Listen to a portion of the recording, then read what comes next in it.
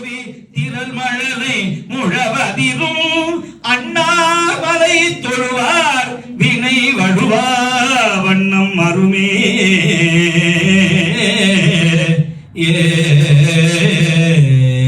வெம்புந்திய கதிரோன் ஒளி விலகும் விரிசாரல் அம்புந்தி முயலைதவன் அண்ணாமலை அதனை கொம்புந்துவ குயிலாலுவ குளிர் காழியுள் ஞான சம்பந்தன தமிழ் வல்லவர் அடிபேனுதல் தவமே தவமே தவமே.